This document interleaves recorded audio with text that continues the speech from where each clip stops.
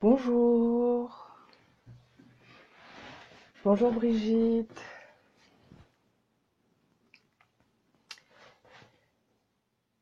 J'espère que vous allez bien. Je fais cette vidéo. Doit-on aimer pour toujours? Ça m'est venu comme ça, tombé du ciel. Et en fait, à la suite du dernier direct, dans lequel je vous disais en fait les choses qu'on ne doit surtout pas faire en amont, je me suis dit en fait, c'est bien comment dire, de pointer toujours les choses négatives, mais en fait, ce serait bien d'apporter quelques solutions, en fait. Voilà. Comme d'habitude, hein, n'hésitez pas à partager la vidéo si vous pensez que ça va aider quelqu'un autour de vous, amis, ennemis même, pourquoi pas. Là, pour le coup, je vais pas, enfin, je parle toujours de relations, mais pas spécialement amoureuse. On peut élargir ça dans la sphère, pardon, de l'amitié, tout ce genre de relations. Je vais attendre un tout petit peu qu'il y a un peu plus de monde qui se connecte et puis on va débuter. Voilà.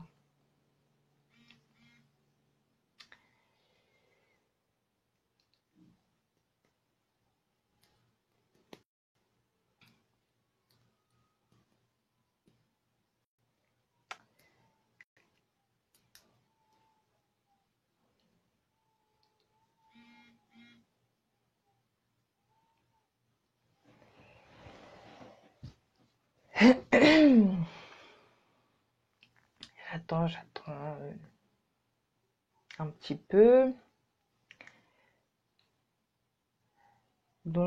Vous avez vu le thème. Doit-on aimer pour toujours? La question qui tue. Doit-on aimer pour toujours?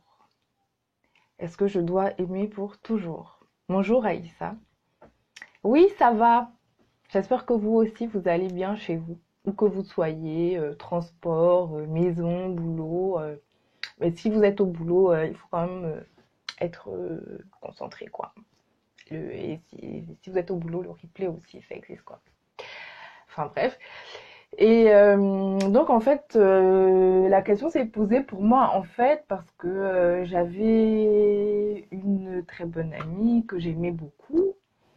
Et en fait, par les événements de la vie, nous avons divorcé d'amitié. Nous nous sommes séparés. Et c'était ce genre d'amis que on pense que on sera amis pour toute la vie. Bonjour Aurélia. On pense qu'on ira en maison de retraite ensemble. Vous voyez ce que je veux dire? Genre, ton fils va épouser ma fille. Ah, tu tricotes une écharpe. J'ai commencé à apprendre. Bonjour Joanne. J'ai commencé à apprendre le tricot à ma fille. Et ce genre d'amis, enfin, que on aime trop, quoi, vous voyez. Et en plus, nous, les filles, il y a quelque chose de vraiment formidable dans ces histoires d'amitié. Je vais vous dire un truc qui va, qui va vous choquer. C'est un peu dégoûtant. Mais vous remarquerez que les gens dont vous êtes proches, au fur et à mesure que vous êtes amis et que vous marchez ensemble, même vos cycles menstruels s'accordent et vous avez vos règles en même temps. Vous voyez, tellement vous êtes amis, en fait, vous avez vos règles en même temps, ou genre 2, 3 jours de décalage, tu vois, tellement c'est ton ami, c'est ta sœur, c'est ton ami, quoi. Et la vie a fait que nous avons divorcé d'amitié. Et nous n'irons pas en maison, bonjour à Foussiata, nous n'irons pas en maison de retraite ensemble. Et je me suis rendu compte, souvent, des fois, je pensais à elle, j'avais une petite tristesse et tout dans mon cœur et tout. Et dernièrement, j'ai pensé à elle et je me suis dit, ah tiens, il n'y a pas de colère, tiens, pas de, vous savez, le petit truc. Des fois, quand je la vois gigoter sur les réseaux sociaux, j'ai un ancien truc qui remonte à la surface. Voilà. Donc le truc n'y est plus. Et je me disais toujours, ah peut-être que plus tard, je sais pas, dans 10 ans, on pourra peut-être redevenir amis. Mais en fait, je crois pas non qu'on va redevenir amis. Non, on redeviendra pas amis. Parce qu'en fait, non, on redeviendra pas amis. Et on va dire bonjour et tout ça, mais on va pas redevenir amis, on est d'accord. Et je réfléchissais en regard de tout ce que nous explique la société, les chansons qu'on écoute. La dernière fois, on a analysé ensemble la chanson de Céline Dion, n'est-ce pas, pour que tu m'aimes encore. Et des fois, ça arrive aussi en amitié. Je veux tout faire pour que tu m'aimes encore. Ne me quitte pas, mon ami. Mais des fois, on a envie de dire quitte-moi, sors de ma vie. Enfin bref. Et comment dire, il y a des ruptures amicales qui sont aussi douloureuses. On en parle peu, mais il y a des ruptures amicales qui sont douloureuses. Et comment dire ça? Je me suis donc demandé au regard de ce que nous dit la Bible, qu'est-ce que la Bible nous dit en fait? Vous voyez? Parce que la Bible nous parle de l'amour, aimer son prochain comme soi-même, etc. Et je me suis demandé en fait, est-ce qu'on doit aimer pour toujours? Qu'est-ce que la Bible nous dit en fait? La Bible nous parle beaucoup de l'amour, l'amour, l'amour, l'amour, l'amour. La Bible, c'est un livre d'amour, on est d'accord. Il n'y a qu'à aller dans le livre de Cantique pour être sûr de ça, n'est-ce pas? Mais dans les relations interpersonnelles, etc., oui, on peut pardonner à quelqu'un, mais c'est pas parce que je t'ai pardonné que ça veut dire que je continue de t'aimer. Tu vois, peut-être je t'ai pardonné, il n'y a pas de souci. Euh, non. Mais ah, c'est complexe. Non, elle n'était pas chrétienne, mais elle croyait en Dieu. Mais, et même, quand bien même elle aurait été chrétienne, est-ce que ça change vraiment quelque chose? On peut se pardonner, mais parfois, il y a certains actes qui ont, qui ont été commis, n'est-ce pas? Et qui font que la confiance est brisée, en fait. Tu as pardonné l'acte que la personne a fait et tu es désolé, en fait. Et je me suis demandé, mais est-ce qu'on doit aimer pour toujours, en fait? Qu'est-ce que la Bible, est-ce qu'on doit aimer pour toujours? Seigneur, est-ce que tu me demandes, tu voudrais de moi que cette personne, je ne la fréquente plus? Je peux avoir des nouvelles comme ça via les réseaux, mais est-ce que je dois aimer pour toujours? Est-ce qu'on doit aimer pour toujours? Vous voyez? Et maintenant, j'étends ça à toutes nos relations. Je pars de mon histoire et j'étends ça à toutes nos relations. Est-ce que on est censé aimer pour toujours? Doit-on aimer pour toujours? Peut-on aimer pour toujours? Alors là, oui, on peut aimer pour toujours. Mais doit-on le faire? Est-ce qu'il est profitable pour nous d'aimer pour toujours? Est-ce que c'est une bonne chose d'aimer pour toujours? Vous voyez ce que je veux dire? Déjà, que nous dit la Bible par rapport à ce genre de choses? Déjà, le seul amour dont la Bible nous parle, en nous parlant d'amour rimant avec toujours, c'est dans le cadre du mariage. c'est dans le cadre du mariage. Est-ce que on doit aimer ses parents pour toujours? Alors là, c'est le tabou. Là, c'est le tabou. Parce que il y a des parents, il y a des mamans, elles ont eu des enfants, mais elles n'aiment pas aimer leur enfant pour toujours. Elles n'aiment pas leur enfant. Et la relation est extrêmement complexe, est extrêmement compliquée. Et cet enfant, tout simplement, elle ne l'aime pas. Ou il est arrivé un jour que cet enfant pose un acte qui a brisé leur cœur et l'amour s'est retiré. Et il me vient ce verset-là, je crois que c'est dans Ésaïe, dans le livre d'Ésaïe, au chapitre, je crois, 40 quelque chose, ou 53, je ne sais plus, où il est écrit, quand bien même, bonjour Peggy, quand bien même la mère qui t'aurait allaité t'oublierait, je ne t'oublierai jamais. Donc, Dieu veut dire par là que ta mère qui t'a allaité peut t'oublier. Ça veut dire que ta mère n'est pas obligée de t'aimer pour toujours en réalité, n'est-ce pas? Ta mère n'est pas obligée de t'aimer pour toujours. Je sais que je dis des choses un peu... Voilà. Mais ta mère n'est pas obligée de t'aimer pour toujours. Mais oui, elle doit s'occuper de toi, elle doit prendre soin de toi, elle doit assurer ton logis. D'ailleurs, ici en France, où je suis, il y a une loi qui existe qui oblige les parents à s'occuper de leurs enfants. Et les enfants à s'occuper de leurs parents quand les parents sont dans la vieillesse, si ça ne se fait pas. Si vous regardez le film Tanguy, vous verrez parler de ça. Et en fait, des fois, on a des relations tendues comme ça. Et en fait, le seul lien dans lequel le amour rime avec toujours dans la parole de Dieu, c'est vraiment cette union maritale. Vous voyez? Et c'est avec ce verset-là donc qui dit « L'homme quittera son père et sa mère et s'attachera à sa femme. » Et ce parallèle, un homme et une femme s'accouplent, ils s'attachent.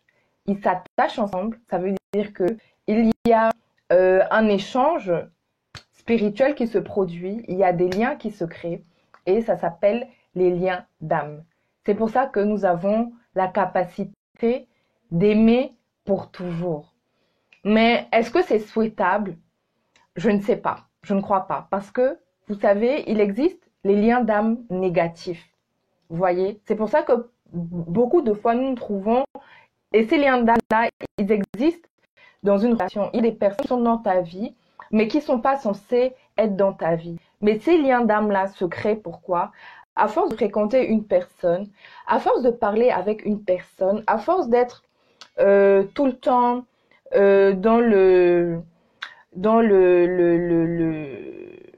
comment dire, d'être ensemble en fait, vous commencez à vous fréquenter et vous avez le lien d'âme qui est créé.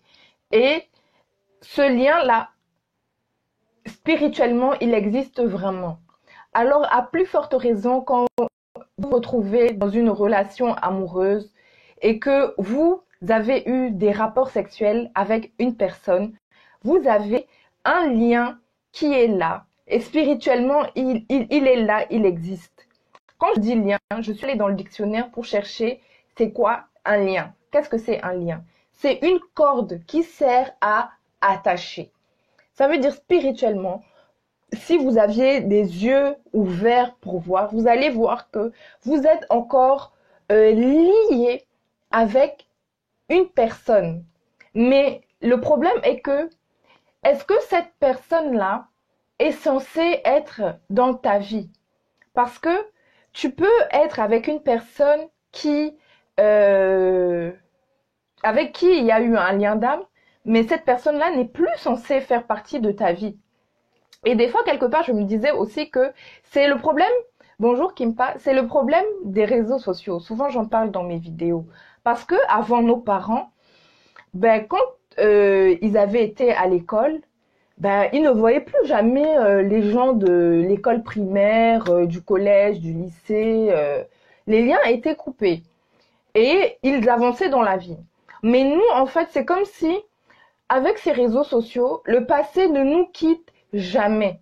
C'est-à-dire que tous les gens que tu as connus, avec qui tu t'es lié d'amitié, vous êtes demandé en ami sur Facebook, que ce soit au travail, que ce soit n'importe qui a fait partie de ta vie. Tous ces gens-là sont dans ta vie en fait présente et en fait c'est comme si tu traînes avec toi ton passé sans cesse et comment dire, le lien est toujours là en fait. Le lien est toujours là. Bref, ça c'est une autre parenthèse. Mais c'est quand les liens d'âme sont négatifs, c'est-à-dire que tu as un lien d'âme avec une personne avec qui tu ne devrais pas être lié. Tu as un lien d'âme avec une personne avec qui tu ne devrais pas avoir d'attache. C'est un problème pour toi parce que ce lien d'âme va t'empêcher d'avancer selon ta force de caractère, selon comment dire, ton besoin d'amour, d'affection, etc., etc. À cause de ce lien d'âme-là va devenir une prison. Aïssa n'a pas besoin d'aller voir un marabout pour avoir un lien d'âme. Pas besoin d'aller voir un marabout. Le simple fait d'entretenir une relation régulière avec quelqu'un te fait avoir un lien d'âme. Et le lien d'âme, tu peux l'avoir très bien en amitié, c'est-à-dire qu'une personne, je prends l'exemple, j'ai dit une amie avec qui on se fréquentait depuis des années, nous étions très amis, nous étions très proches, il y avait un lien d'âme entre nous. Et il a fallu du temps. C'est pour ça que quand on se sépare, la séparation est douloureuse. Oui, au début, il y a le fait d'être privé de la compagnie de la personne, de ne plus pouvoir se parler, de ne plus pouvoir se voir. Ok, euh, comment dire, c'est l'absence de la personne qui nous manque, mais tout ce que non, non, non, non. En fait, Aïssa, arrête. Quand j'aurais besoin de parler avant Christ ou après Christ, j'en parlerai. Mais les liens d'âme, que tu sois en Christ ou que tu sois pas en Christ, ça existe. Je suis en Christ, je suis mariée avec mon mari, avec mon époux, j'ai des liens d'âme avec mon époux. D'accord? Et si j'entretiens une relation maintenant amicale avec une personne, qu'elle soit chrétienne ou pas chrétienne, à force de la fréquenter, j'aurai des liens d'âme avec cette personne. Ça n'a rien à voir avec la nouvelle naissance ou la religion, ça n'a rien à voir. C'est quelque chose qui est spirituel, qui est, j'ai envie de dire, chimique, ou ça n'a strictement rien à voir avec la religion.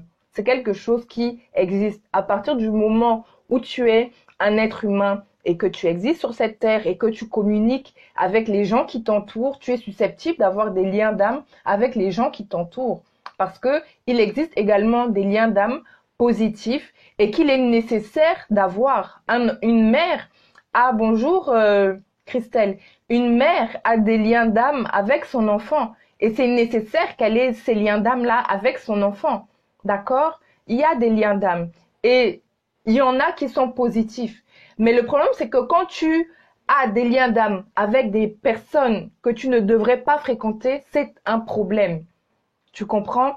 Et c'est là où ça m'amène à la suite de cette vidéo dans laquelle je voulais vous dire ceci. Il y a ce verset dans la Bible qui dit « Protège ton cœur, garde ton cœur plus que toute autre chose, car de lui viennent les sources de la vie. » Dans cette expression-là, « Garde ton cœur plus que toute autre chose, car de lui viennent les sources de la vie », le fait de garder, vous voyez, garde ton cœur, comment dire, j'allais dire ce gardement-là, cette fonction-là de garder, en fait, ça veut dire que toi-même, tu dois être là comme un gardien. D'accord? Tu dois être comme un gardien avec ton cœur. Tu dois considérer ton cœur comme un joyau dans une... j'ai un truc de... Je profite des effets de mon mari. Tu vois, t'as un beau écrin, un bel écrin. Et dedans, il y a quelque chose de merveilleux. D'accord? Et à l'intérieur de ce truc-là, il y a ton cœur. D'accord? Et ton cœur, euh, il est précieux. Il est une pierre précieuse. D'accord? J'ai ramené pour illustrer. Vous allez rigoler. J'ai ramené un oignon. Mais on va dire que voici une pierre précieuse. Imagine un gros diamant. Vous n'avez pas pris encore assez de coaching pour que je vous montre un gros diamant. Mais quand vous allez prendre, je vais vous montrer le diamant. Mais imagine que cet oignon soit ton cœur, d'accord? Tu dois considérer que, bonjour Stéphanie, tu dois considérer ton cœur comme il est dans un écrin. Il ne faut pas le casser, il ne faut pas le briser. N'importe qui ne peut pas s'en approcher n'importe comment. Tu es le gardien, d'accord? Pour ceux qui vivent en Europe avec tout ce qui se passe comme, même en Afrique d'ailleurs, quand vous devez aller à la banque ou dans certains magasins, il y a des vigiles. Quand vous vous approchez pour rentrer, déjà, on t'inspecte physiquement, on regarde à quoi tu ressembles avant de te laisser rentrer dans le magasin. Des fois, il y a des délits de faciès. Si tu as une tête un peu bizarre, tu as un aspect un peu bizarre, tu ne rentres pas dans le magasin. On va pas te laisser rentrer dans le magasin. Si tu et quand bien même on peut te laisser rentrer, mais le vigile, vous voyez un peu le genre de vigile, bonjour Solange, le genre de vigile, il va marcher dans le magasin derrière toi, il va te surveiller, tu vas te sentir mal à l'aise, tu vas sortir, bonjour Tsou. Exactement. Et toi, tu as la responsabilité de garder ton cœur, d'accord? Exactement, c'est comme si tu gardais une pierre précieuse dans un coffre-fort. Exactement. Mais combien sont les gardiens de leur cœur? Combien? Combien sont les gardiens de leur cœur? On te dit que de là viennent les sources de la vie. De là viennent les sources de la vie. Le mot qui est utilisé là pour dire cœur, garde ton cœur, c'est le même mot en fait que Dieu utilise pour dire tu es je suis le Dieu qui sonde les cœurs et les reins. D'accord? J'ai étudié, je me suis dit, Dieu, tu sondes les cœurs et les reins. Tu sondes les cœurs. Ok, j'ai compris pourquoi tu sondes les cœurs. Mais pourquoi tu as besoin de sonder le rein de la personne? D'accord? Pourquoi sonder les reins? Je ne comprends pas pourquoi. Je suis allée chercher, fouiller tout ça, ce que ça voulait dire, les reins. Et j'ai vu que, en fait, les reins comment dire, dans la version hébreu, parce que des fois, en fait, en français, c'est très pauvre, donc il faut chercher dans les autres versions. En version originale, en hébreu, ben, rein, ça veut dire rein. Donc, j'ai encore fouillé et tout. Et je suis allée chercher dans la médecine chinoise. Qu'est-ce que c'est que le rein? À quoi sert le rein? Quelle est la fonction du rein? Et en fait, le rein, c'est l'endroit qui transporte l'énergie du corps. En fait, c'est ça, là où il y a, comment dire, ton énergie de vie, ils appellent ça le ki, ton impulsion de vie, comment je peux dire ça? Ta vitalité, ta substance qui va te donner la force pour aller au bout des choses. Tu vois, tu vois, quand tu fais quelque chose, tu le fais de toutes tes forces. Et puis, tu n'as plus de force. Tu es arrivé à bout. Quand tu fais du sport, là, tu n'as plus de force. Et puis là, tu grasses sur tes dernières forces, tu vois. Quand tu es sur tes dernières forces, là, tu es en train d'utiliser l'énergie du rein, le ki, c'est-à-dire ta force vitale. Et donc, quand Dieu dit, je suis celui qui sonde les cœurs et les reins, je sonde non seulement ton cœur, parce que je sonde ta motivation, tu vois, je sonde quelles sont tes motivations quand tu agis, je sonde pour voir qui tu es, ce que tu fais, mais je sonde également tes, tes, ton rein, en fait, pour voir quelle est l'impulsion de vie qui t'anime quand tu fais ce que tu fais pour les motifs que tu les fais. D'accord? Mais avec tout ce que je suis en train de vous dire là, pensez-vous que on doit aimer pour toujours? Pensez-vous que on doit aimer n'importe qui, n'importe comment et pour toujours? Il dit, garde, tu es censé être le gardien d'un écrin, d'une bijouterie, mais combien sont des gardiens? Tu deviens ami avec n'importe qui, n'importe comment. D'accord? Tu rencontres quelqu'un en une heure, tu as déjà raconté toute ta vie. C'est toujours toi. Tu as rencontré la personne, tu as dit toute ta vie de A à Z, donné même le code de la carte bleue. La personne est déjà venue dormir chez toi. Mais quel genre de gardien es-tu? Même une bouteille de coca, je te donnerai pas à garder en fait. Même une bouteille de coca, je peux pas te donner à garder. Parce que tu n'es pas un bon gardien. Donc tu dois te repositionner et comprendre que tu es le gardien de ton cœur.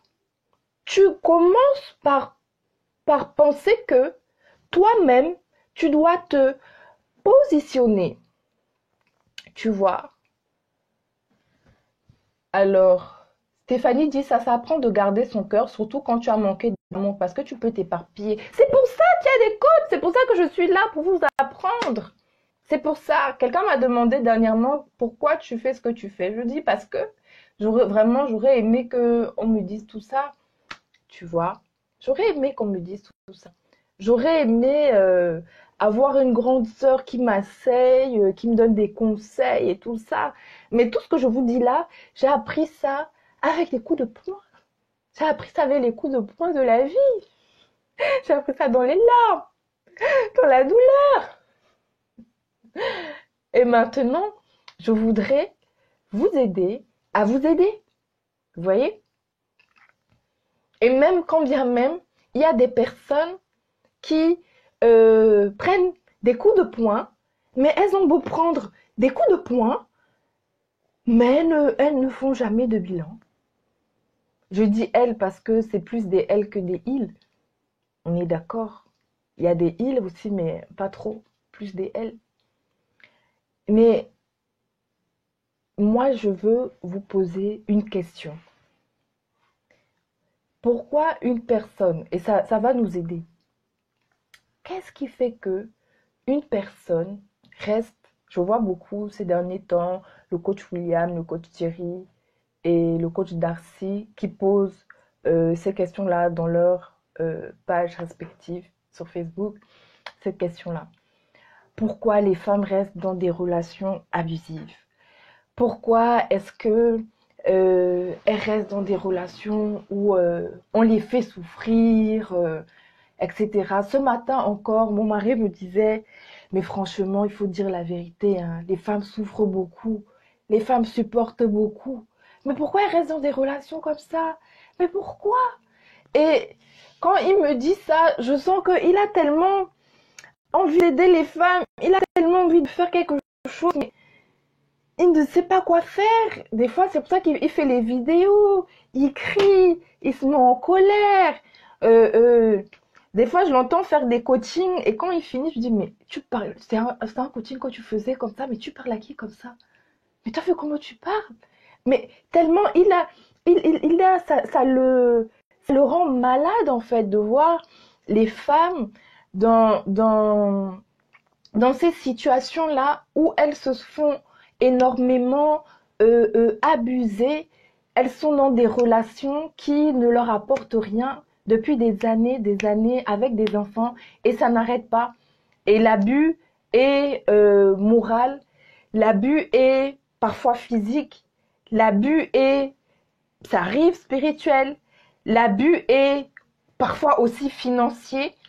Et il a envie de pleurer en fait, tellement ça, son, son, son cœur est pris de compassion pour les femmes, vous voyez. Et j'ai compris quelque chose dernièrement au travers d'une de mes lectures. Et en fait, les êtres humains ont un besoin qui est vraiment très important. Il y a quelques jours dans ma précédente vidéo, j'en ai parlé. Le besoin d'être aimé. Oui, on a des besoins. On a besoin de manger. On a besoin d'un toit sur la tête. On a besoin de, je ne sais pas, de se déplacer, de reconnaissance, d'avoir un travail, etc., etc. Mais une fois que nous sommes propres, habillés, le ventre plein, tout le monde court après l'amour. Tout le monde court après l'amour, tout le monde veut être aimé, tout le monde veut être apprécié. C'est pourquoi notre société de consommation, justement, participe beaucoup à ça. L'ego est beaucoup mis en avant. Il faut s'habiller pour... on veut être la plus belle. Quand je vais être la plus belle, oh, je vais être extraordinaire. Tout le monde va m'aimer. Or, je vais être le plus beau, mais avec mes tablettes de chocolat bien carrées. Les filles vont craquer. Tout le monde va m'aimer. Je vais être puissant. Je vais avoir plein d'argent, des belles voitures, etc. Tout le monde va m'aimer. La plupart des gens font tout ce qu'ils font. Tout ça dans le seul but d'être aimés. Même ceux qui sont des salauds, qui couchent avec 50 000 filles, qui alignent les filles, etc., etc. Ils le font pourquoi? Pour être admirés, que les copains les admirent, on les trouve valeureux. Oh, tu es un bon gars, tu es le meilleur, tu es le plus beau, tu es le plus fort, le plus costaud, tu es le ceci, tu es le cela. Tout ça n'a pas d'autre but que d'être aimé, d'être apprécié, d'être valorisé.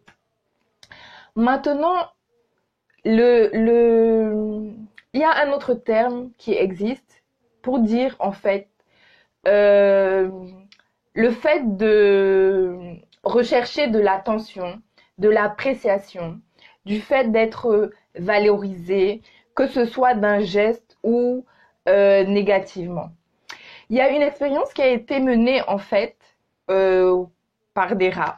Enfin, par des rats. C'est pas les rats qui ont mené l'expérience, mais une expérience a été menée sur des rats, en fait, à qui on donnait de la nourriture. Il y avait des rats à qui on donnait de la nourriture. Et pendant qu'on leur donnait de la nourriture, on leur disait des mots doux, on les caressait et tout ça, et ils étaient contents. Et il y avait un autre groupe de rats à qui on a donné de la nourriture, et à chaque fois qu'on leur donnait de la nourriture, on leur donnait des coups sur la tête, on les brusquait un peu, on leur disait des choses méchantes, on leur parlait mal, etc. Et il y avait un troisième groupe à qui on a donné de la nourriture et en fait, ils n'avaient jamais aucun contact. Vraiment, le contact qu'ils avaient, c'était vraiment de l'indifférence. C'est-à-dire que ils avaient juste la nourriture qui tombait, mais aucun contact physique, ni pour dire bravo ou les caresser un mot gentil, ni pour être méchant, ni rien du tout. Vraiment, le néant en matière d'échange en fait. Et en fait, quelle est la catégorie de rats qui sont nés le mieux sortis de tout ça? Bien sûr, vous me direz, la catégorie numéro 1, les rats à qui on a donné des bonnes paroles, des caresses, tout ça, voilà. Ils étaient contents, ils ont bien grossi et tout ça. Et quelle est la catégorie de rats qui a le moins supporté cette expérience? Est-ce que ce sont les rats qui ont pris des coups ou les rats qui ont eu de l'indifférence? Eh bien, ce sont les rats qui ont eu de l'indifférence. Pourquoi? Parce que, en fait, les êtres vivants sont des êtres communicants qui sont faits pour communiquer et qui ont besoin d'être stimulés, que ce soit positivement ou que ce soit négativement. Vous voyez? Fais tout, touche-moi, frappe-moi, fais quelque chose, mais surtout, ne me sois pas indifférent. Voilà l'histoire. Et c'est ce qui se passe avec certaines femmes. Elles sont dans une relation. Généralement, ce sont les gens qui ne supportent pas la solitude. Elles sont pas bien dans une relation, mais elles se disent que si, généralement, dans ce genre de relation, il y a aussi tout un conditionnement qui est fait aussi au niveau psychologique et tout, pour faire comprendre à la fille que, ben, ma cocotte, si tu pars de là, tu crois que quel est le gars qui, vraiment, si je ne suis pas là pour t'aimer, pour te rendre ce grand service, pour te faire cette faveur d'être avec toi, quel est le gars ici sur terre, dans cette ville, qui va vouloir être encore avec toi? Personne. Donc, généralement la fille est conditionnée et que généralement elle croit que elle ne vaut pas grand-chose, elle est souvent brisée, pas trop. Quand en plus il y a des enfants, elle se dit alors là, quel est le gars en plus, non seulement de ce que je suis, quel est le gars qui en plus va m'accepter avec mes enfants, etc. Donc, mieux je reste ici dans cette relation, vous voyez? Donc, on préfère être dans une relation où au moins il y a ces strokes, c'est le mot. Donc, on a de l'attention, même si cette attention est négative, même si c'est pour nous tromper, même si c'est pour nous frapper, même si c'est pour nous injurier, nous humilier, au moins on ressent de l'attention et on a l'impression que c'est de l'amour. Vous voyez, sauf que les choses sont inversées. Mieux vaut ce semblant d'amour que l'indifférence. Vous voyez? Mais je vais vous dire, mes amis, quand vous êtes dans ce genre de relation, quand vous êtes dans ce genre de relation-là, engagé dans ce genre de relation, hein, et que par-dessus le marché, vous avez la dépendance peut-être financière, la dépendance affective, émotionnelle et tout ça, et par-dessus le marché des liens d'âme, donc attachement spirituel, mais comment veux-tu t'en sortir? Comment tu vas faire pour t'en sortir? Pour s'en sortir, déjà, la première des choses, il faut commencer à s'aimer. Quand je dis même le mot là, s'aimer, je suis déjà fatiguée parce que je sais que quelqu'un qui ne s'aime pas, quelqu'un qui n'a pas appris à prendre soin de lui, quelqu'un qui en fait a vécu toute sa vie sans jamais être aimé ou en étant mal aimé, c'est-à-dire que on s'occupe de toi, mais on s'occupe de toi mal. On s'occupe, on prend pas soin de toi. Il y a des personnes, elles ne savent pas s'occuper d'elles-mêmes, c'est-à-dire le minimum. Il y a des femmes qui ne savent pas être propres, qui ne savent pas, je veux dire, se laver, vraiment prendre soin de soi euh, comme il faudrait prendre soin de soi. Vous voyez, on ne t'a pas appris ça. Quand je te dis que tu dois t'aimer, je suis en train de parler du chinois. Parce que tu fais déjà tout ce que tes forces te permettent de faire en réalité. Tu es déjà à ton maximum, tu vois. Tu es déjà à ton maximum. Tu fais déjà tout ce que tu peux faire. Et ce que je veux te dire, c'est que il y a une solution pour toi. Il y a une solution pour toi. Et comme m'a dit Tso, la solution, je le crois, elle est dans Christ. Elle est dans Jésus-Christ. Pourquoi? Parce que il est le chemin. Pourquoi? Parce qu'il est la vérité. Pourquoi? Parce qu'il est la vie.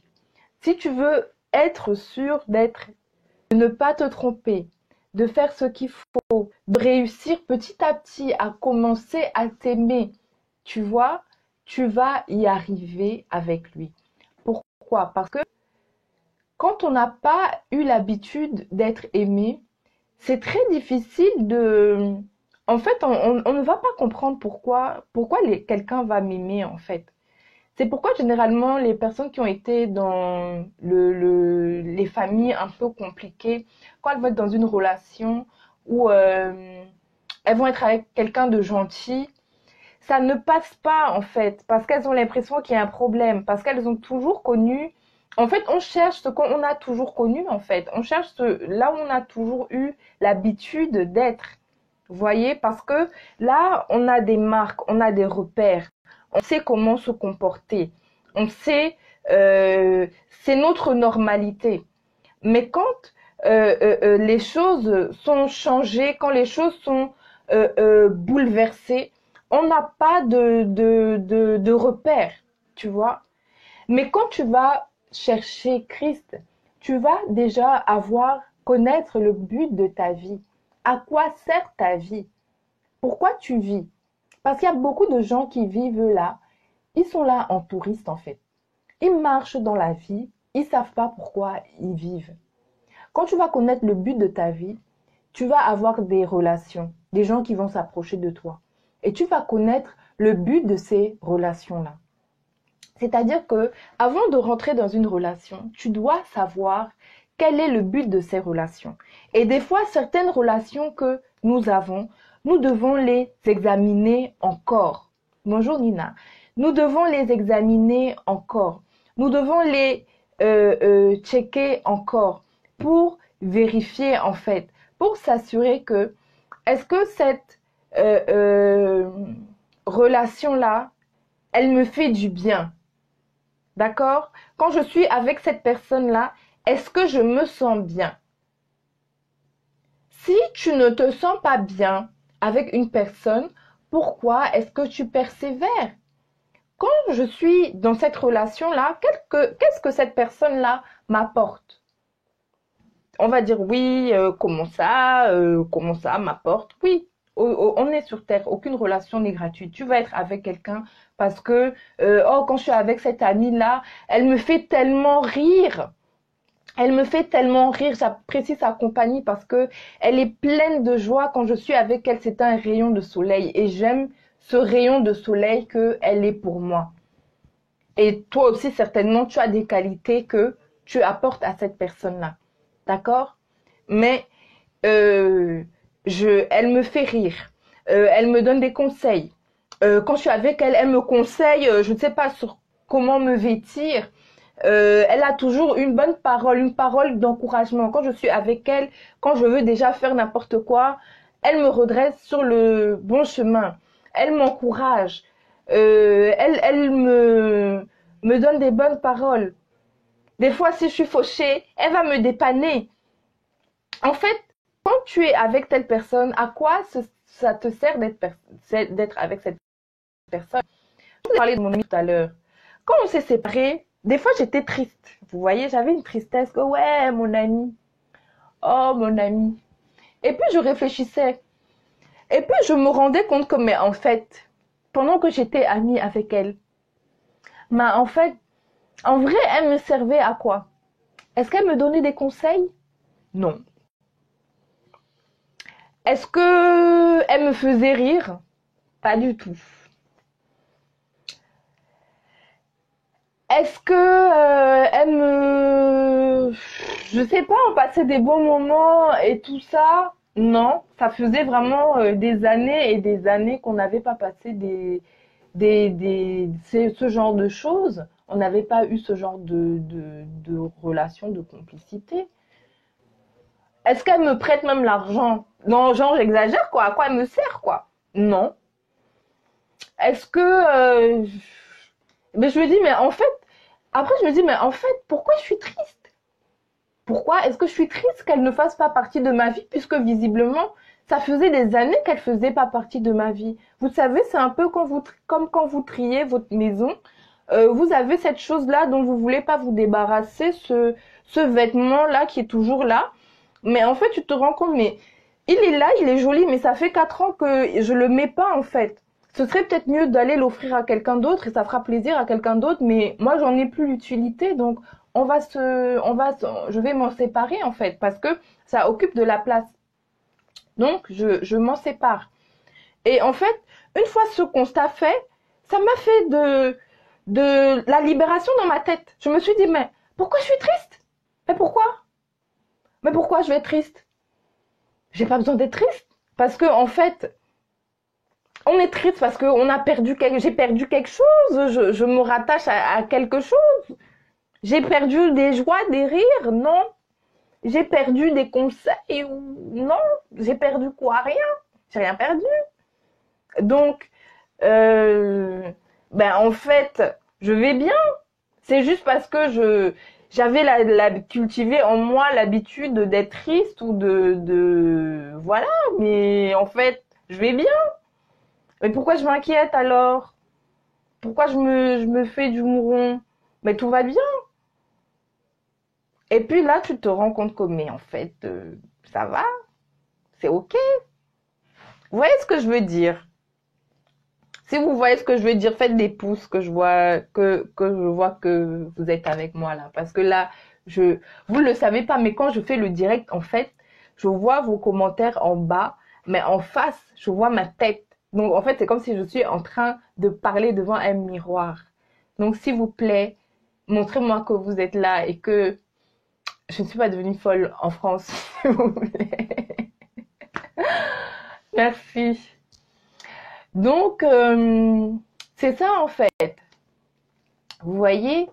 Donc, ça m'a permis de me défaire de cet attachement qui, en fait, j'avais l'habitude d'être attachée à cette personne, mais en réalité, dans ma vie, ça faisait longtemps qu'elle n'en faisait plus partie.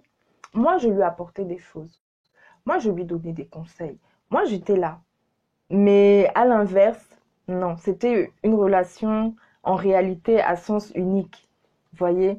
Et le genre de relation où toi tu racontes ta vie, mais la personne te raconte tu ne sais rien, c'est verrouillé, vous voyez?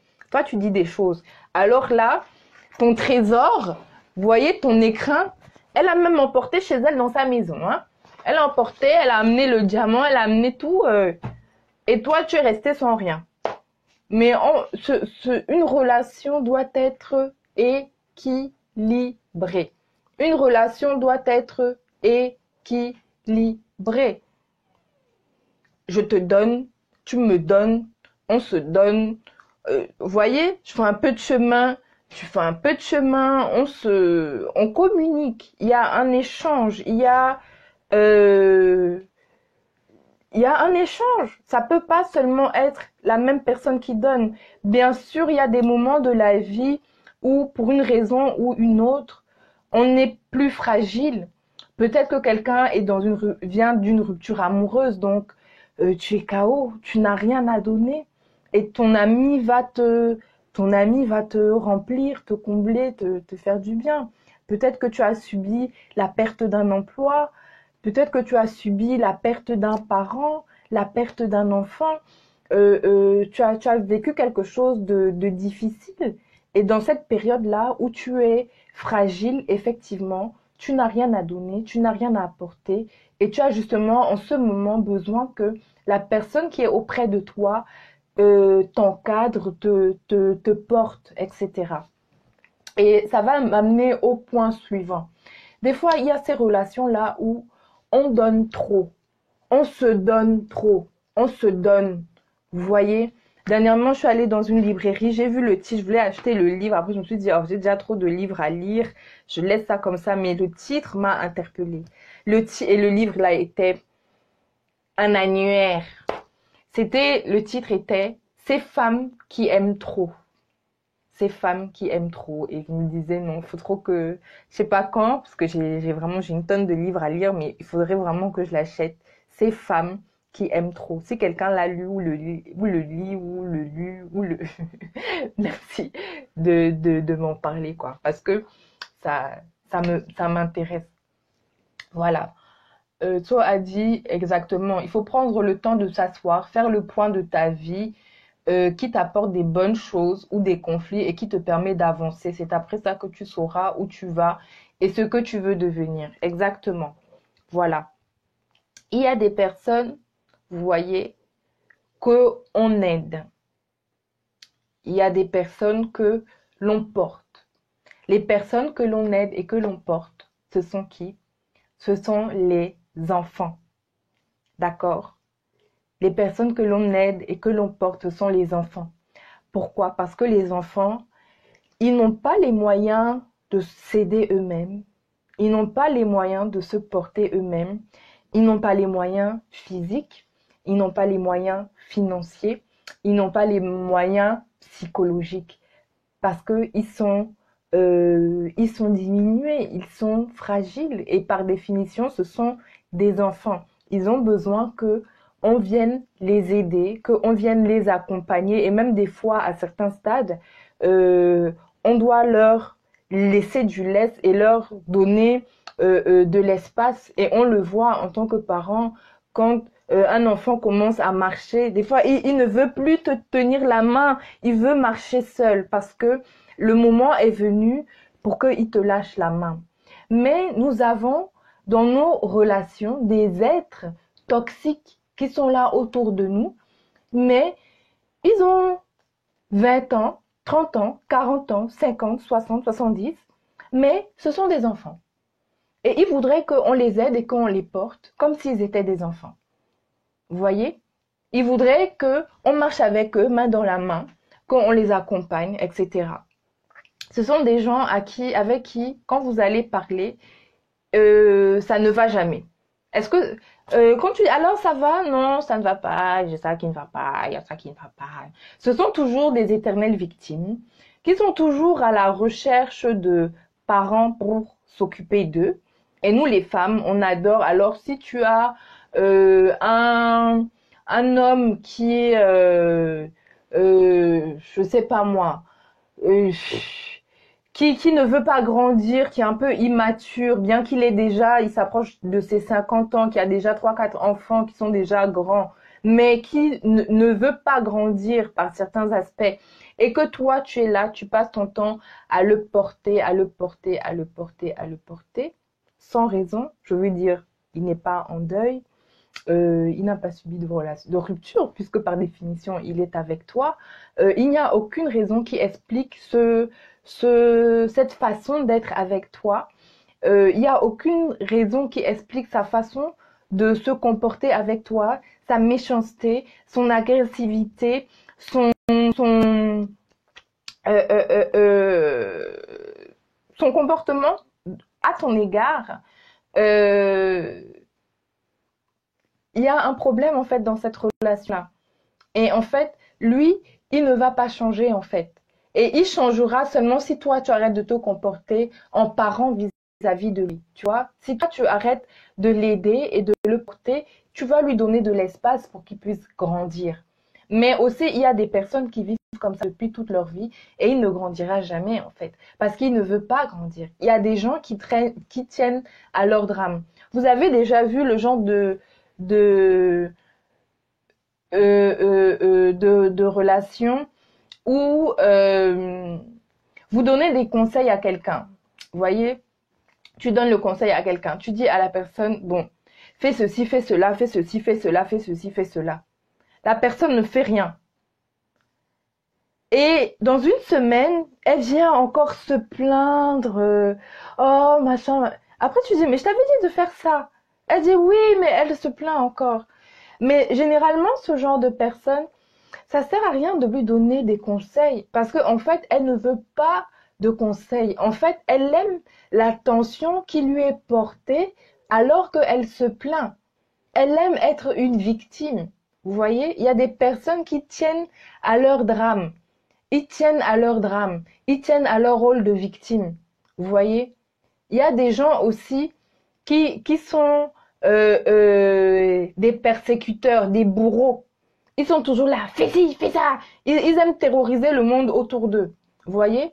Et généralement, quand vous approchez de ce genre de personnes et que vous ne manifestez aucune crainte, etc., ils veulent pas établir de relation avec vous. Pourquoi? Parce que ils aiment leur cinéma, leur monde cinématographique qui se sont faits, où ils sont la personne que tout le monde a peur d'eux, tout le monde craint, tout le monde est terrorisé dès que monsieur ou madame commence à crier, à élever la voix. Il faut seulement commencer à paniquer, à avoir peur, être dans la terreur, etc., etc.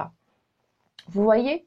Mais pour que ce genre exactement, ce sont des dramaturges, pour que ce genre de relation puisse fonctionner, il faut être deux. Pour que la victime existe, il faut qu'il y ait quelqu'un qui puisse la laisser se plaindre. Si tu as quelqu'un autour de toi qui est tout le temps là, nia, nia, nia, si tu dis bon, aujourd'hui tu ne reçois pas ces plaintes, tu vas voir que la relation va pas durer en fait. Tu vois, parce que elle aime se plaindre. Il y a des gens qui sont comme ça, Shalom Dominto. Il y a des gens qui sont comme ça, ils aiment se plaindre. Tu vois. Et il y a également des personnes qui adorent être des victimes. Parmi les filles dont je parle, qui sont tout le temps avec leur gars et tout, même si elles souffrent et tout, il y en a. En fait, elles aiment l'attention qui leur est portée quand on va leur dire mais pourquoi tu ne quittes pas le gars là? Mais pourquoi tu ne le quittes pas? Ouais, mais quitte-le non, machin, tout ça. Moi, vous savez, ma façon d'envisager les choses, peut-être que je ne sais pas, je suis un peu dure. Je me dis que tant que quelqu'un est dans une relation, d'accord?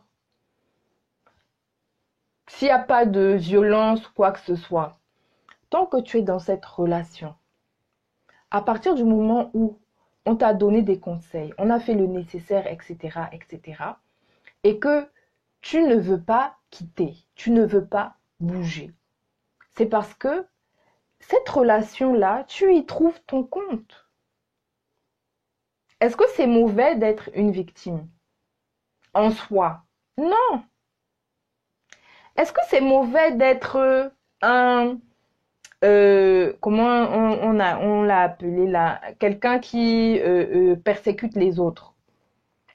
C'est gênant pour les gens qui te fréquentent. Mais si les gens qui sont autour de toi te, te, te donnent des conseils et que tu ne les suis pas et que finalement cette manière de fonctionner là te convient, tu aimes vivre avec quelqu'un dans les cris. Quand j'étais jeune, je trouvais ça tellement romantique les disputes, vous voyez, quand on se dispute, je vais lire les Harlequins et tout. Ils se disputent, ils crient oh non tu vas me faire ceci cela. Je trouvais ça trop romantique.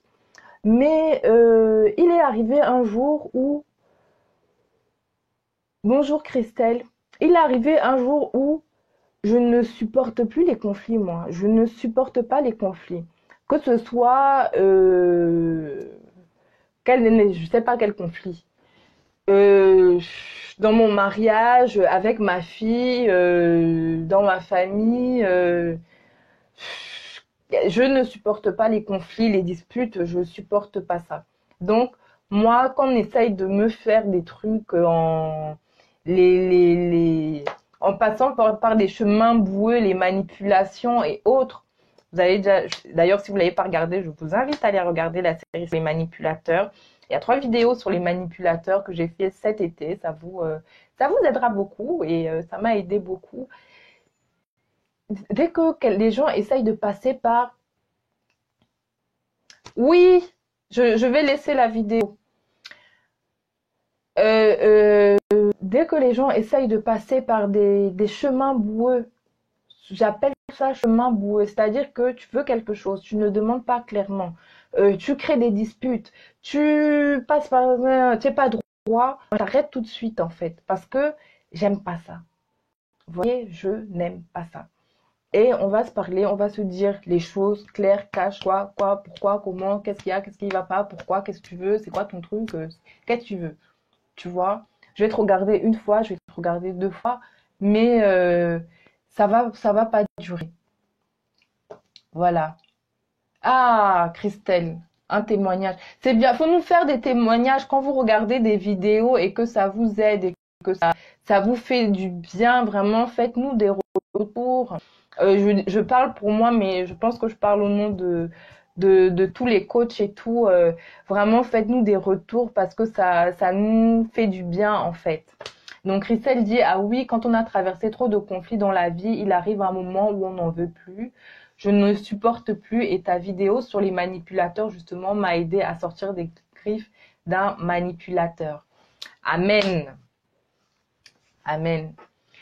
Donc, dès que quelqu'un vient me parler par rapport à...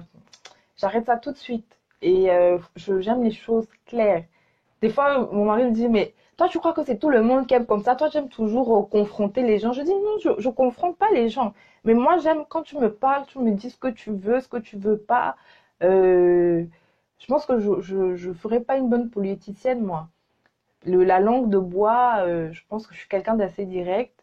Et parler les chemins boueux, là, c'est pas pour moi. Donc, voilà. Donc c'est parmi les persécuteurs. Les persécuteurs, ce sont les qui? Ce sont une catégorie de personnes qui, en fait, se sentent bien. En fait, ce sont des personnes qui n'ont pas beaucoup d'estime d'elles-mêmes, en fait. Vous voyez? Et qui se sentent bien et exister seulement euh, quand ils rabaissent les autres. Donc, ça va être des petits pics par-ci, par-là, etc. Mais pour que ces gens-là existent, il faut qu'en face, il y ait quelqu'un qui joue le rôle de victime. Donc, si toi aussi, tu commences à le stopper net, la personne va s'arrêter tout de suite. Vous voyez? Donc, pour en revenir au titre de la vidéo, doit-on aimer pour toujours? Donc, comme je l'ai dit au départ, le seul endroit où l'on est censé aimer pour toujours, c'est dans le cadre du mariage. C'est ce que nous dit la parole. C'est dans le cadre du mariage que l'on est censé aimer pour toujours, parce que le mariage, c'est quelque chose qui est valorisé, respecté par Dieu. C'est quelque chose qui unit deux corps, deux âmes et deux esprits. Et cette union n'est pas seulement physique, mais elle se fait aussi spirituellement. Et au fil du temps, alors que vous allez construire votre relation, alors que les années de mariage vont s'écouler, etc., vous allez bâtir des liens de plus en plus profonds. Et non, vous n'allez pas vous ennuyer, vous n'allez pas vous emmerder, mais vous allez euh, vous vous allez comme fusionner ensemble en fait. Mais cette fusion-là, elle est spirituelle, elle n'est pas physique, d'accord? Et euh, pour aller un tout petit peu plus loin, le mari doit aimer sa femme, d'accord? Et la femme doit respecter son mari. C'est ce que nous dit la parole. Et ce respect-là, en fait, ce n'est pas le respect d'un enfant envers son père. Parce que souvent, c'est ce que... bonjour Anna. C'est comme ça que souvent, euh, on nous a présenté les choses dans la religion. Oui, les femmes, soyez soumises à votre mari, soyez soumises, soyez soumises. La soumission n'est pas l'obéissance. Bref, parenthèse que je referme tout de suite, sinon la vidéo n'en finira pas. Et euh, pour nos parents, nous devons honorer nos parents. Qu'est-ce que c'est que l'honneur? Qu'est-ce que c'est que... J'ai dit que je parlais de toutes les relations, en fait, brièvement. Qu'est-ce que c'est que l'honneur? L'honneur, en fait, ça vient du mot kabad. Je ne parle pas encore hébreu, donc l'accent n'y est peut-être pas.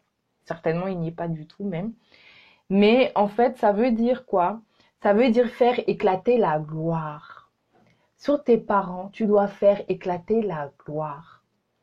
Donc, et c'est le même mot qui est utilisé pour dire Dieu, quand Dieu dit je vais faire éclater ma gloire, comme la gloire de Dieu. Et toi, tu dois honorer tes parents. Tu dois faire éclater la gloire sur tes parents. Et c'est le même mot qui veut dire aussi être riche. Donc, c'est-à-dire, c'est comme si tu dois vraiment mettre tes parents, comme on dit au Cameroun, tu dois mettre tes parents en haut. Tu dois les bénir, tu dois les choyer, tu dois les...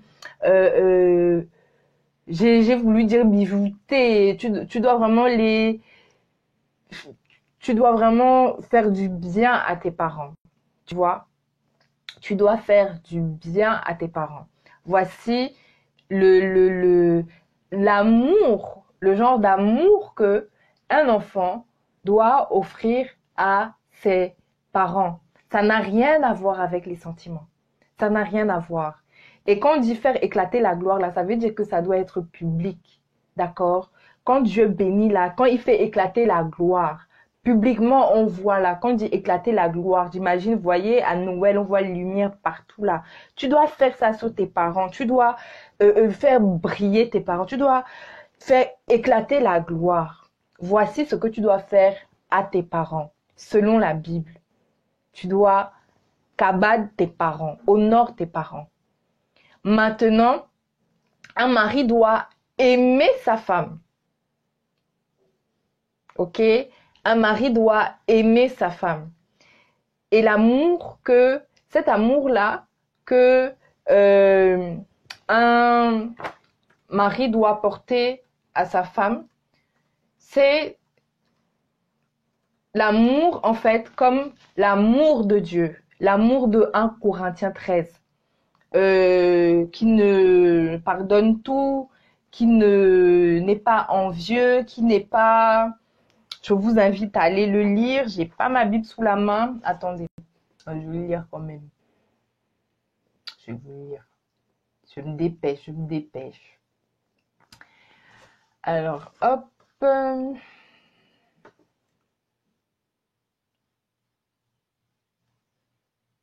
instant.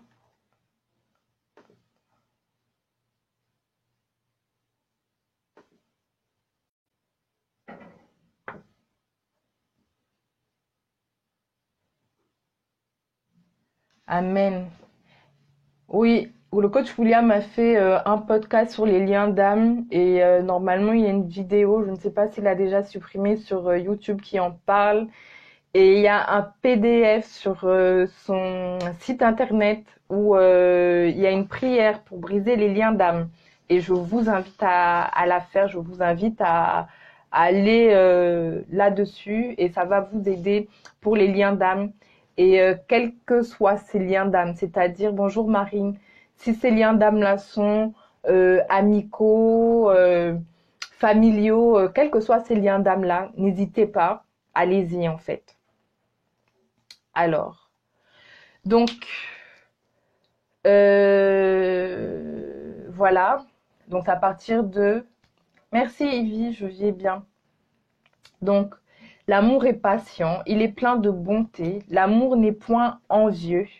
Il ne se vante point, il ne s'enfle point d'orgueil, il ne fait rien de malhonnête, il ne cherche point son intérêt, il ne s'irrite point, il ne soupçonne point le mal, il ne se réjouit point de l'injustice, mais il se réjouit de la vérité.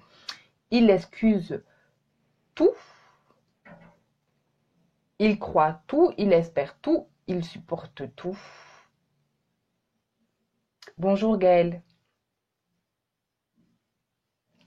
Oh, amen, merci Aïssa. Merci. Je suis en train de travailler sur le livre des... je prépare un livre en fait pour concernant la délivrance pour les esprits de nuit et j'ai grandi en fait encore en connaissance par rapport à tout ça et je travaille dessus. Il y a beaucoup de choses à faire. Voilà.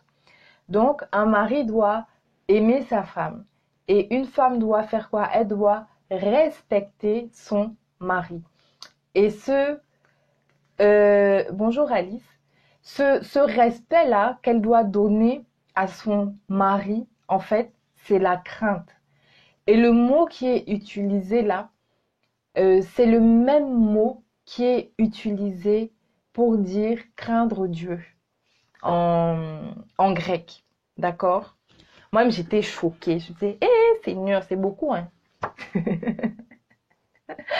Mais en fait, c'est un mot qui veut dire, dans ce mot-là, il y a le sens de craindre, il y a le sens de fuir aussi, une crainte qui peut faire fuir. Et il y a aussi, et en fait, tout ça pour dire être réservé, tu vois, être réservé. Quand tu es devant ton mari, ta façon d'aimer ton mari, tu dois avoir de la réserve. Ça veut dire que la crainte là, la fuite là, ça veut dire que la dernière fois j'ai parlé de la différence entre les hommes et les femmes. Nous les femmes, souvent on a des longues bouches, on parle très mal. Facilement, on va dire des mots qui vont, le mot là va glisser dans la bouche. Mais les hommes sont, on n'a pas on n'a pas les mêmes comportements, on n'a pas les mêmes réactions, etc. Ça ne veut pas dire que parce que tu as dit un mot que l'homme va te frapper ou ça n'a rien à voir. Mais c'est juste que les hommes, bien qu'ils soient tout ce que j'ai dit dans la précédente vidéo et que je vous invite à aller regarder, en réalité, j'ai Gloria qui rentre de l'école, donc c'est un peu bruyant. En réalité, ils sont très sensibles. Et souvent, nous, les femmes, on ne voit pas ça.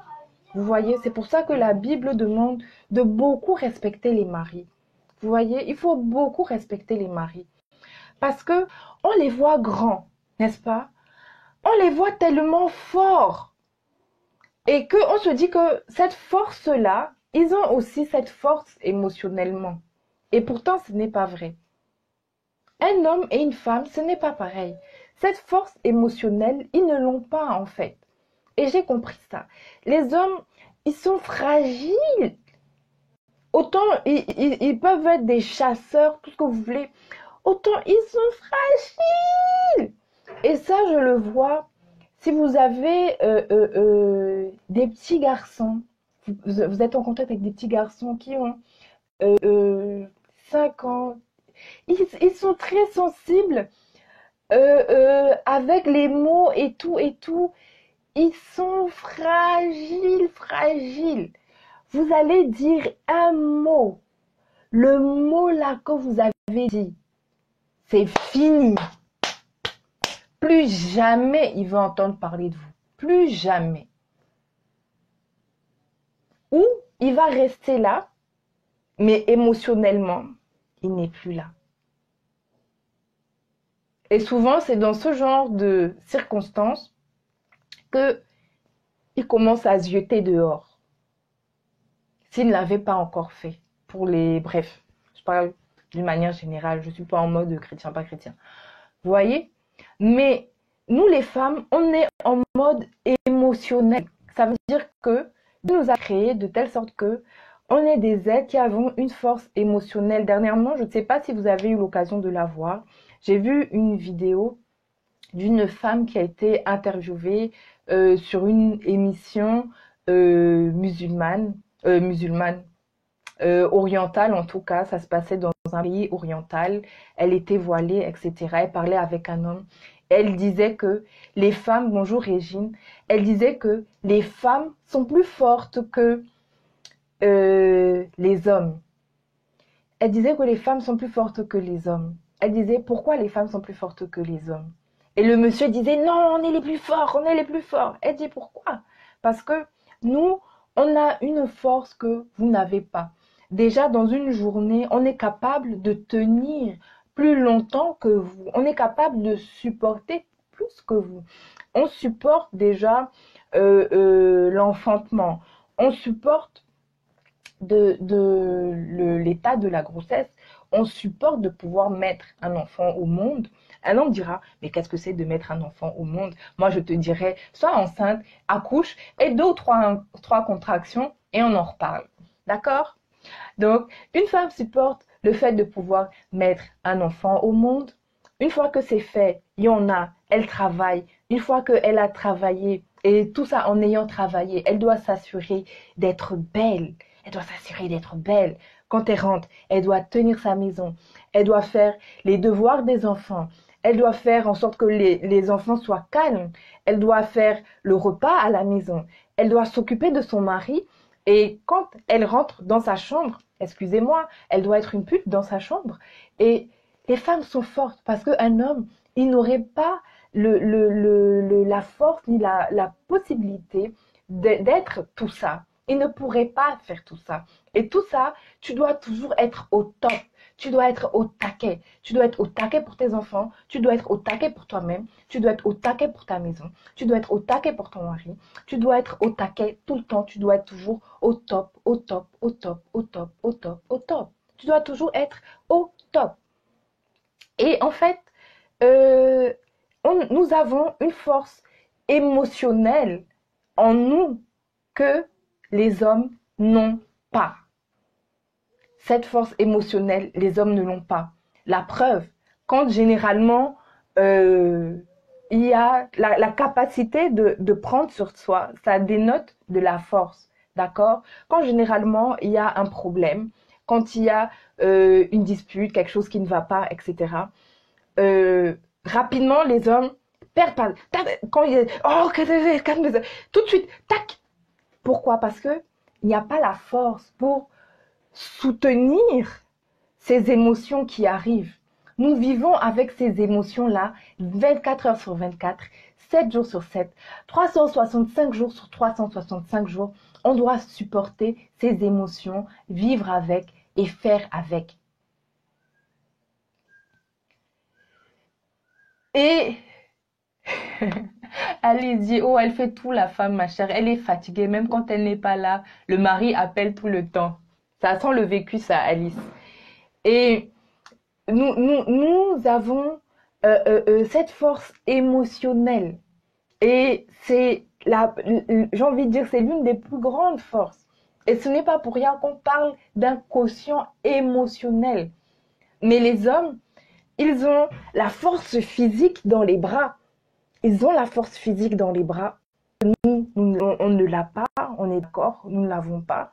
Si tu essayes de... Je vous mets au défi d'aller bagarrer avec un homme. Il va vous mettre une claque, vous allez voler en l'air, vous-même, vous allez venir me dire. Mais nous n'avons pas leur force, on est d'accord là-dessus. Ils ont une capacité que nous n'avons pas.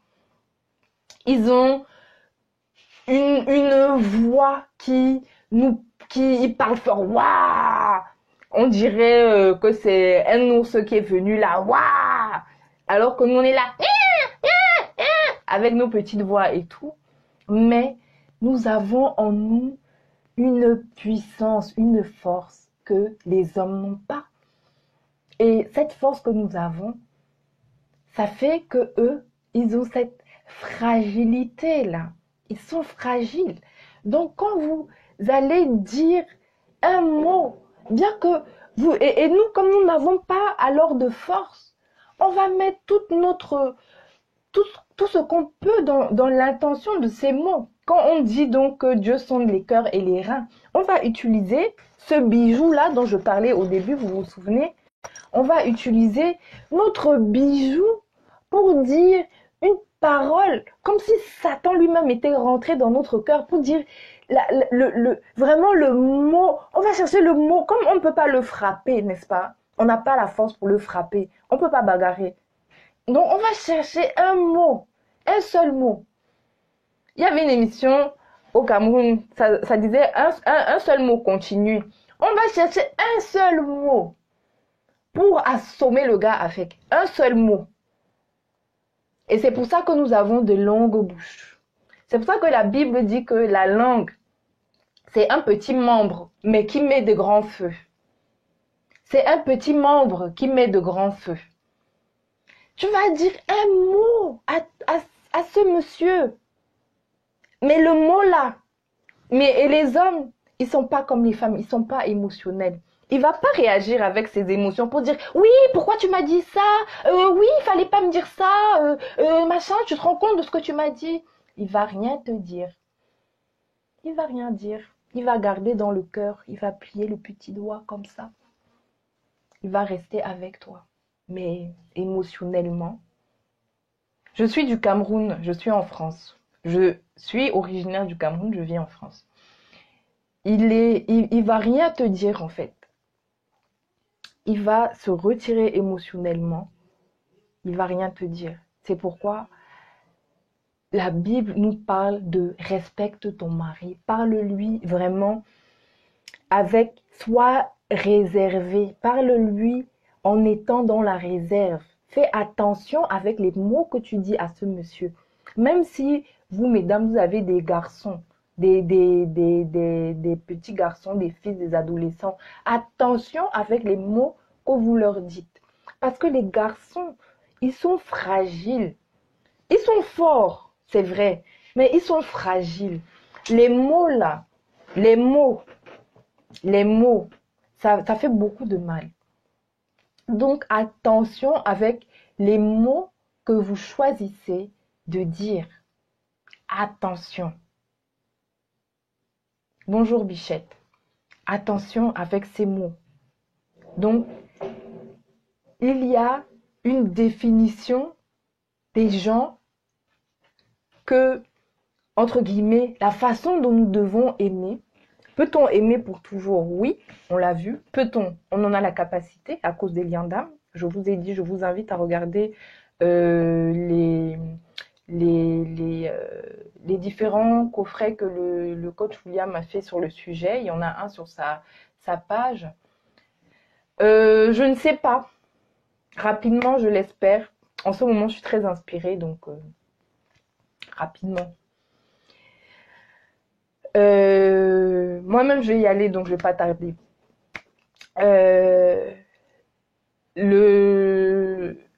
Doit-on aimer pour toujours? Non. Parce qu'il y a des gens que tu n'es pas censé fréquenter. Il y a des gens qui sont là, qui vont te fatiguer. Parce que ce sont des personnes qui se comportent avec toi comme des tyrans ou comme des enfants. Ils n'ont rien à faire dans ta vie. Il y a des gens qui sont avec toi, qui en fait, ils sont des touristes dans ta vie. Ils visitent, ils se baladent, ils te perdent du temps. Tu leur perds du temps et ils te perdent du temps. Et vous feriez mieux de vous séparer en fait. Tu as besoin de connaître quel est le but de ta vie, quel est le but de cette relation, qu'est-ce que cette personne t'apporte, qu'est-ce que toi tu apportes à cette personne, ainsi vous pourrez mieux cheminer ensemble. Tu vois? Et donc les liens, les relations qui sont déjà clairement établies par la parole de Dieu, ce sont tes parents que tu dois honorer, d'accord? Tu les honores, ça veut dire tu fais éclater la gloire sur tes parents. C'est la façon d'aimer tes parents, c'est de les honorer. Peut-être qu'il y a des personnes qui ont eu des relations difficiles avec leurs parents, les parents les avaient abandonnés, traumatisés, il y a eu des choses qui se sont passées. C'est fait, c'est fait. Mais la Bible dit, honore ton père et ta mère, car c'est de lui, oh, j'ai oublié. En tout cas, pour paraphraser, en gros, alors que tu honores tes parents, tu vas être béni. C'est la condition pour que ta vie soit bénie. Tu dois être bien avec tes parents. Ça n'a rien à voir avec si je les aime. En fait, j'ai envie de dire, c'est l'Occident qui nous a trompés avec les films d'amour, tout ça. On croit toujours qu'il faut aimer, gna, gna. Ça n'a rien à voir. Tu dois faire éclater la gloire sur tes parents. Fais éclater la gloire. Et le mot là, qui est dit dans la Bible pour faire éclater la gloire, c'est comme le même mot gloire, quand Dieu fait éclater ta gloire. Toi, tu dois faire ça à tes parents. Tu dois faire éclater la gloire sur tes parents. Le mari doit aimer sa femme. D'accord? Le mari doit aimer sa femme. On l'a vu tout à l'heure, aimer, ça veut dire que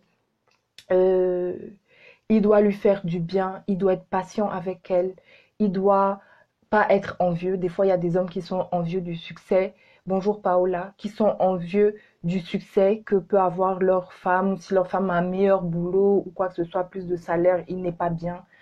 Ou il va être orgueilleux, etc. Il ne doit pas être malhonnête, il ne doit pas chercher son intérêt, il ne doit pas s'irriter, il ne doit pas soupçonner le mal, Il ne doit pas se réjouir de l'injustice, il ne doit pas être injuste envers sa femme, mais il doit se réjouir de la vérité.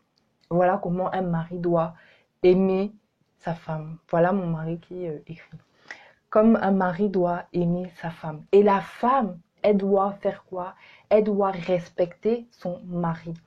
Et je l'ai expliqué à l'instant. Respecter son mari, ça veut dire, c'est le même mot, le respect qui est dit là pour une femme doit respecter son mari. C'est le même mot qui est utilisé pour dire que une femme doit avoir, nous devons avoir la crainte de Dieu. Elle doit avoir la crainte de son mari. Elle doit être réservée quand elle parle à son mari. Tu dois avoir une attitude réservée. Ton mari, oui, c'est ton mari. Il y a des moments où vous êtes des amis et il y a des moments où il est ton mari, tu le respectes, tu vois. Et la dernière fois, je parlais aussi avec mon mari par rapport au féminisme, etc. Je disais que dans le féminisme, il y avait quelque chose de mensonger. Parce que en vérité, je prenais le cas des entreprises. Dans chaque entreprise, il y a un seul PDG. Il n'y a jamais deux PDG dans une entreprise. Il y a un PDG et il y a un DG, directeur général. Il n'y a pas deux PDG, il n'y en a qu'un seul. Il ne peut pas y avoir deux maîtres à bord. On ne peut pas être en France, il y a deux présidents de la République. On ne peut pas être dans une famille et puis il y a deux personnes qui dirigent en même temps, ça ne peut pas aller. Mais on peut avoir une personne qui dirige. Mais souvent, qu'est-ce qui s'est passé dans le passé? Les femmes ont été trop abusées par les hommes. On les a réduits comme des enfants, en fait. Vous voyez? On les a pris, là, j'expliquais qu'est-ce que c'était des enfants. C'était des personnes qui avaient besoin d'aide, qui avaient besoin qu'on les porte parce qu'ils sont diminués. Ils n'ont pas de force physique, ils n'ont pas de force financière. C'est des personnes qui sont comme diminuées. Et depuis, en fait, les femmes ont vécu là, elles ont été privées de tout moyen de pouvoir s'exprimer dans le foyer. C'est-à-dire que le mari ne s'est pas comporté auprès de sa femme comme si sa femme était sa conseillère. Mais il s'est comporté auprès de sa femme comme si sa femme était son enfant, son esclave. C'est pas comme s'il y avait le PDG, d'accord, le père, le mari, et la femme qui va être peut-être sa conseillère. Ils vont parler ensemble, ils vont discuter, et lui aura le mot de la fin. Mais c'était que la femme n'avait même pas droit à la parole. Et des fois, dans nos assemblées, c'est ce qui se passe. Quand un homme est coincé, il ne sait pas quoi dire, il manque d'arguments, il dit la femme doit être soumise à son mari. Mais sauf que ce qu'il demande ici, il ne demande pas la soumission, il demande de l'obéissance. La soumission et l'obéissance, ce n'est pas la même chose. Un enfant obéit à ses parents. Un enfant obéit à ses parents. Mais dans une entreprise, je reprends le cas de l'entreprise, un DG, il est soumis au PDG. Mais ça n'empêche pas qu'il y ait une notion de discussion. On peut discuter, il y a une collaboration. Vous voyez? Mais dans l'obéissance, quand je dis à ma fille, je me fâche contre elle, je dis, bon, maintenant ça suffit, tu vas m'obéir. Elle va m'obéir parce que elle n'a rien à discuter avec moi. Je suis sa mère, je prends les décisions pour elle. Mais quand je suis avec mon conjoint, mon époux, je ne vais pas lui obéir. Il n'est pas mon père. Il est mon mari, mon époux que je respecte. D'accord? Et avec qui? J'ai la crainte de mon époux. Et quand je parle avec mon époux, je suis réservée. Je suis réservée. Je ne lui parle pas n'importe comment. Il y a des moments où ce sont des moments où on joue, où je vais me permettre des libertés dans ma parole. Je vais me permettre des libertés dans mon action. Je vais me permettre des choses. Mais ce sont des moments où on joue. Mais il y a des moments où, par exemple, on est en public, je vais être réservée, je ne vais pas me permettre la même chose. Parce que là, le PDG est là. Et moi, je suis le DG. Je me dois d'être réservée. Et c'est ça, l'amour que je dois apporter à mon mari. C'est ce respect-là. Donc, c'était ce que je voulais vous dire, nous dire. J'espère que ça nous aura aidé, enseigné. Je vous invite à partager cette vidéo. Je dois vous quitter. La compagnie était bonne. J'aime bien parler de relations aussi. J'espère que vous avez appris des choses. Moi-même aussi, quand je prépare mes sujets, j'étudie, je vais chercher, etc. Pour ceux qui sont arrivés en retard, je vous invite à aller regarder au début de la vidéo. Ça vous fera du bien. Bonjour Emmanuel. Et n'hésitez pas à regarder, partager, inviter. Voilà, voilà, voilà. Je vous embrasse. À bientôt. Bye bye. Soyez bénis.